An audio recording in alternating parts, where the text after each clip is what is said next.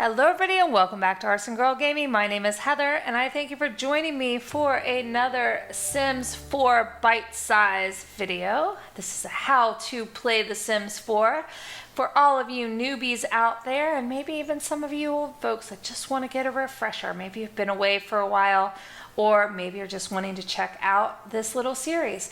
No matter what, you're all welcome and I'm happy to have you. In this episode, we are going to actually explore build mode. We've looked at buy mode and now it's build mode's turn.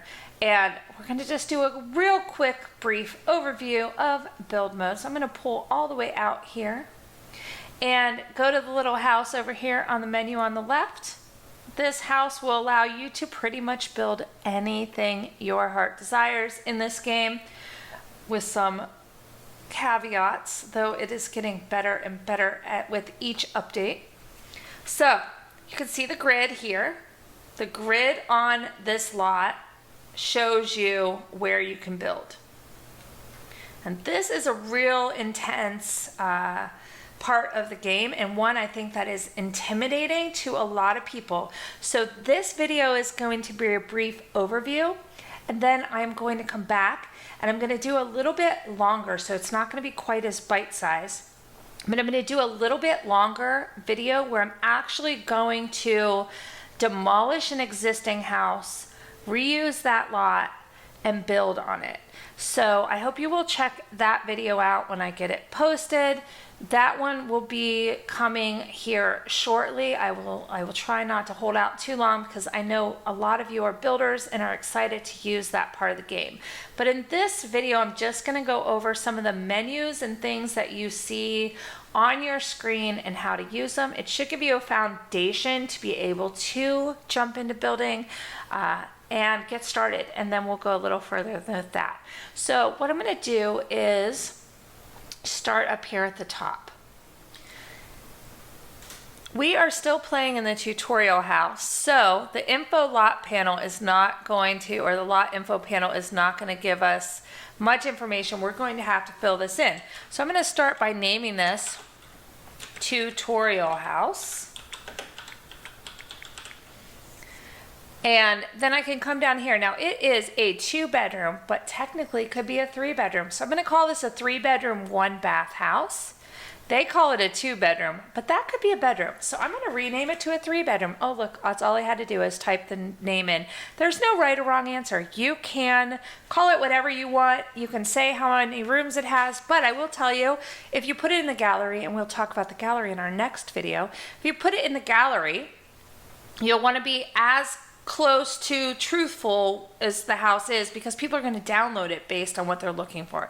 Kind of like when you go house hunting on Zillow. Okay, so anyway, 3 bedrooms, 1 bath. This house could be used for a family. It could be used for a multitude of purposes. So I'm going to say 3. And then we have traits. So just like your sim has traits, your lot can have traits, and the traits will do different things. So I'm going to kind of zoom over all of them so you can see what they are, and you can pause this video and check them out, or check them out in your game. But they all do kind of different things,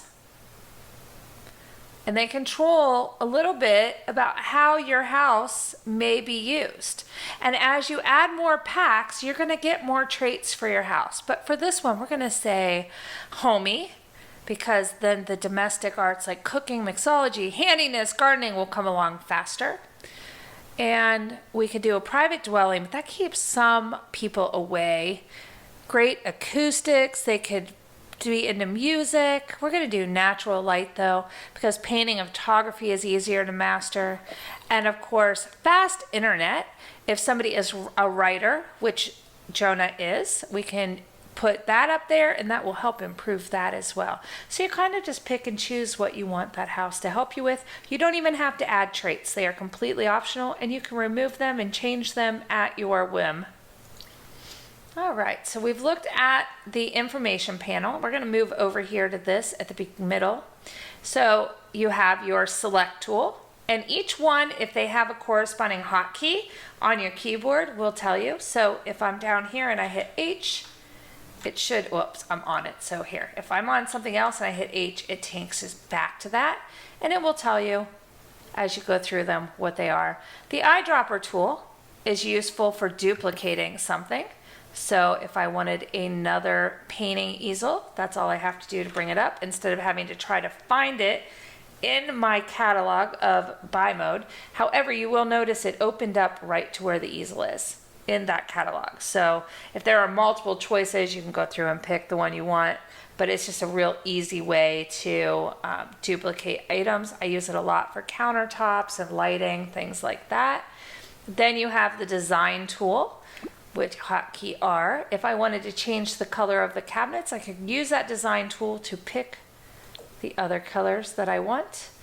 Then we have the sledgehammer. If I want to demolish something, say this little planter box, I would just hit that. Say I wanted to demolish that part of the fence, and so on and so forth. So there you go. Then I have undo and redo. So I can undo all of what I just did, including changing the cabinet. It goes back quite far, and when it stops being lit up, you know you have gone back as far as you can go. You can also redo it if you want to. Very, very handy. Then I have saved to my library, so I can go ahead and click on that. It gives me two options. I can save a room, which let's go back to this tool. If I had, say, a room selected, which you can see by the outline here, I could just save that room to the gallery, and we'll go over the gallery, like I said, in the next video. But for now, I'm just gonna save the whole lot.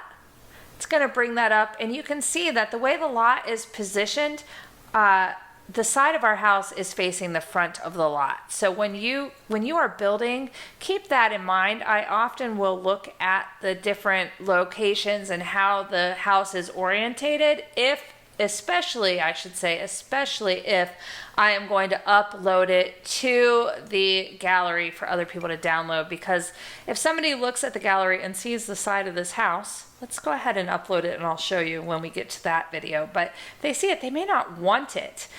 You can also go through and put in a description.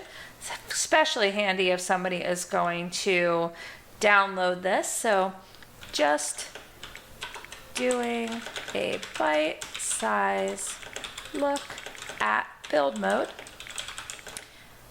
uploading house to gallery, for example. There we go. I'm going to go ahead and share the lot to the gallery. I can also just save the lot to my library. Now, if I do this option here, anybody who wants it's going to be able to download it. I don't really want that to happen because this is an in-game tutorial house, so pretend I did that. Instead, I am going to save the lot to my library. That way, when we do go to the gallery, I can show you and you'll get an idea. And this always pops up no matter how you upload it, and you can view the item details and it will pop up and show you how you saved it and what it looks like there. So that is that. Then the next thing is move lot and house. So I can choose to move the house or move the entire lot, and that means position the house on the lot, or if I want everything like the backyard to be moved, I would do it that way. So I'm going to do it that way. I'm going to click that, and you'll see everything that's going to get moved is outlined in green. So the trees, everything. So I'm going to hit the little move arrows here, and oh look, if I move it, see everything that goes in the yellow? That means that will not be moved with me. So I'm going to put it down right here where the yellow is. I'm going to leave all the yellow where I hit the check mark. And oh my gosh, look at what happened to the house. Like the yard got cut off. Not what I wanted. So I can go ahead and hit undo and it will put everything back. So you can play around and kind of explore and see what works for what you want to do. It's no big deal. Pretty much everything is undoable. And the one thing I do recommend is often hitting save. That way you don't do something and then your game crashes and you've lost it, or some other disaster happens. So just hit save as often as possible and you should be in good shape there. Next thing would be bulldoze. If I want to bulldoze the lot, I can do that here. and I can bulldoze the terrain. I'm going to talk about terrain tools in another build mode video. This is going to be, it's just going to be a whole segment just on the terrain tools, and because there's so much to cover with that. Just keep an eye out for that coming soon. If you want to, though, on my channel, I do have a quick overview of terrain tools that I did soon after they were released to all of us, and you can check that out if you want a sneak peek. But for now, let's go ahead and bulldoze the lot. We're going to say, yep. And there you go. We've just cleared out the whole lot. You can see the outline of the poor house. But, uh-oh. That really did get rid of the whole lot. Look, I don't have any undo or redo buttons. Now, I did save my game, but I can also come... we're still in the tutorial. I was going to say I can also come back into the gallery and download it. Apparently, I can't. So let's go ahead and we'll reload.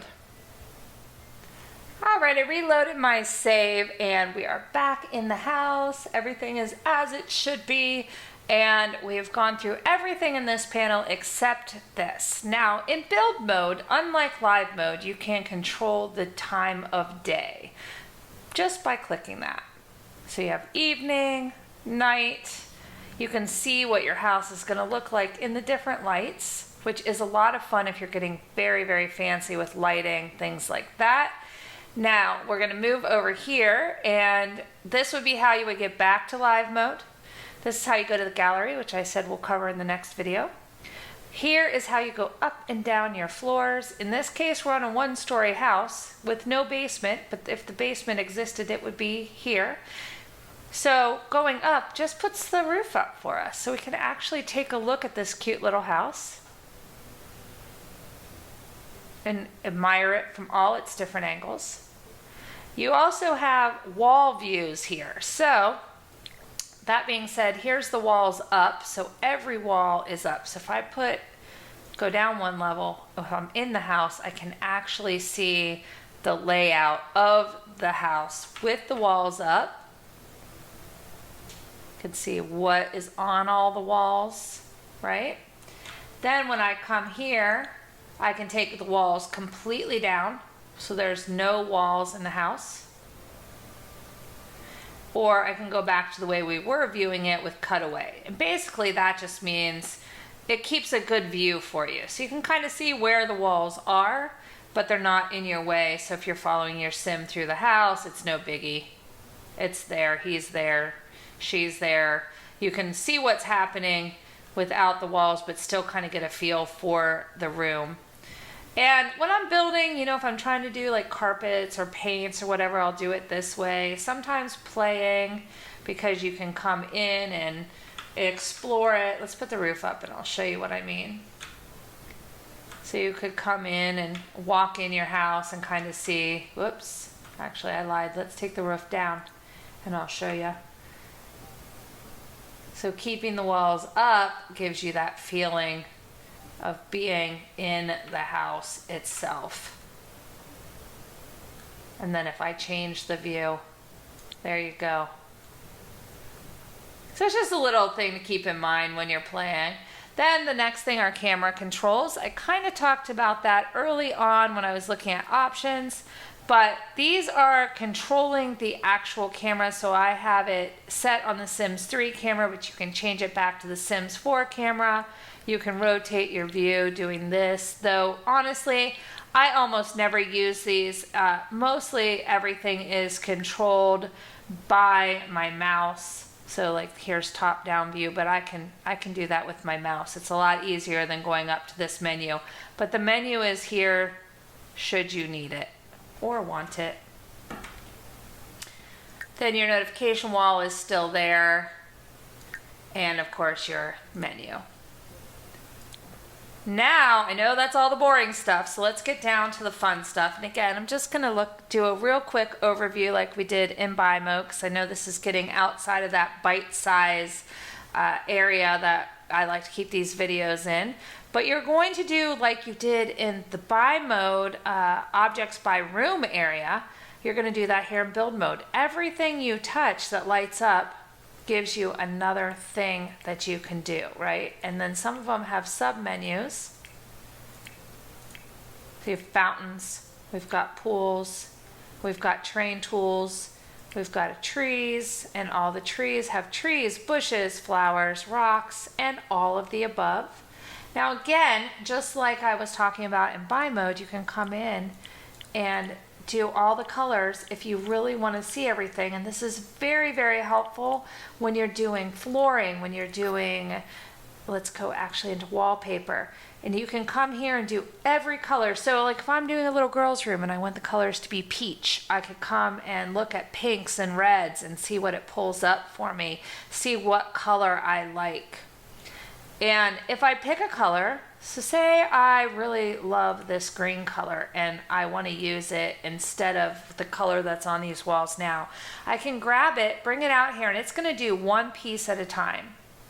If I hit shift, I can do everything that's in that contiguous room. So I'm going to go ahead and shift, click, and now I just paid for repainting that room. Easy peasy. Super, super easy. You can do the same with flooring. Come in, we've got all of our colors picked. I'm going to come to the Crazy 8 down here and pick a color. Let's just do this new wood. So you notice when I hit shift, it fills in all the space in that room, but this is considered a different room, right? So if I wanted to do that there, I'd have to also do that there. And then now they're all one flooring. It's a pretty neat trick. And the other thing is, if you don't want to see this grid on the floor, you can just hit G. And then it gives you a better view of what's happening. Now that's very, very basic build tools. We do have rooms, things like that. Oh, we have to get out of colors though for the rooms. Let's do that real quick. Okay, once you get out of the colors, then you see that you have these room options. You can buy the entire room. How much money do we have? 19,000. If I wanted to just add it on as another room to the house, I could do that. See the green lines kind of telling us where it would go. Anything that's yellow will be removed, just like that. So if I wanted to put this down, let's go ahead and do it. I'm going to do it right here so the fence stays up. I hit that. Oh, but now it has a weird door placement. I mean, you can come back and edit all of this too. Let's put the walls up. And we can see now we have a second kitchen. It added it on, but I don't really like it. So I'm going to hit undo, and it's going to put everything back the way it was, including my windows that were gone. Just a very nice way to add extra things. These rooms are already styled. You can find more in the gallery. And yeah, that is pretty much a real quick overview of build mode and building in The Sims 4. I will be doing more. I'm going to do one on terrain tools. I'm going to do a bite-sized video on pools and fountains so that you guys have that to reference as well. And I'm going to break them out of here to try to make them as easy as possible for you guys to be able to refer back to. So if you enjoyed this video, please give me a thumbs up. Let me know you watched and you wanted me to keep making them. And if you're new to the channel and you'd like to see more, go ahead and subscribe and then ring the bell, because that'll let YouTube know that you'd like notifications when I post something new on the channel. That way you don't miss out on anything that's coming down the line, and there's lots more coming. And I will see you guys again real soon. Have a great one.